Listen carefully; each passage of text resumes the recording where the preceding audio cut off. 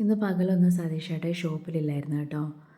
വൈകിട്ട് വന്നപ്പോൾ കുഞ്ഞാറ്റയും സതീഷേട്ടയും തമ്മിലുള്ള സ്നേഹ സംഭാഷണമാണ് ഈ കാണുന്നത്. ഇവർ തമ്മിൽ ഭയങ്കര ബോണ്ടിങ് ആണ് കേട്ടോ. അല്ലെങ്കിലും പെൺമക്കളും അപ്പനും തമ്മിൽ ഭയങ്കര ബോണ്ടിങ് ആണല്ലോ. 5 മണിക്ക് ശേഷം ഇന്ന് നല്ല തിരക്കായിരുന്നു ഷോപ്പിൽ. ഞാൻ മാത്രമേ ഉണ്ടായിരുന്നുള്ളൂ, 5 മണി വരെയുള്ളൂ സ്റ്റാഫ്.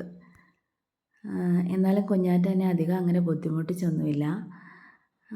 അവൾ കുറേ നേരം തന്നെ കളിച്ചു. പിന്നെ അപ്പുറയൊക്കെയുള്ള കടകളിലെ ആൾക്കാരൊക്കെ ആയിട്ട് വർത്തമാനമൊക്കെ പറഞ്ഞ് ഡാൻസൊക്കെ കളിച്ച് പാട്ടൊക്കെ പാടി ഇങ്ങനെ നടക്കുമായിരുന്നു. അല്ലെങ്കിലും ആദ്യം മുതലേ ഇവൾ എന്നെ അങ്ങനെ ബുദ്ധിമുട്ടിക്കലൊന്നുമില്ല.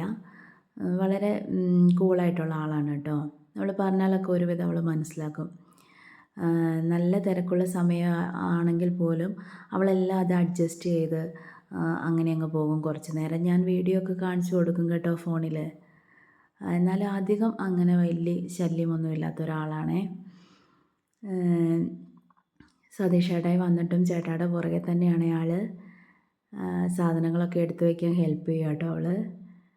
അവളെപ്പോഴും സതീഷ് ചേട്ടായുടെ പുറകെ ഇങ്ങനെ നടക്കും. എല്ലാത്തിനും നല്ല ഹെൽപ്ഫുള്ളാണ് കേട്ടോ.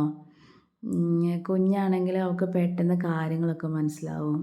എല്ലാം പറയുന്നതൊക്കെ കേൾക്കുക. സാധനങ്ങളൊക്കെ എടുത്തകത്ത് കൊണ്ടുപോയി വെക്കുകയാണ് കേട്ടോ. അവളും പൊടി തട്ടാനൊക്കെ കൂടുന്നുണ്ട് കേട്ടോ. നല്ല ഹെൽപ്ഫുള്ളാണ് ആൾ. നമ്മൾ പറഞ്ഞാലൊക്കെ നല്ലപോലെ കേൾക്കും. അതുകൊണ്ട് നമുക്ക് എവിടെ വേണേലും കൊണ്ടുപോകാം.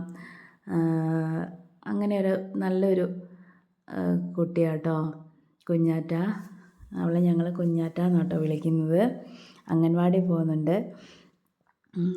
വലിയ കുരുത്തക്കേടൊന്നുമില്ല, എന്നാൽ കുറച്ച് കുരുത്തക്കേടുകളൊക്കെ ഉണ്ട്.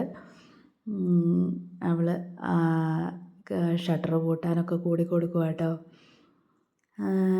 അപ്പം ഞാനും കുഞ്ഞാറ്റയും സതീഷ് ചേട്ടായിയും പിന്നെ എൻ്റെ വേറെ 2 മക്കളും കൂടിയുണ്ട്.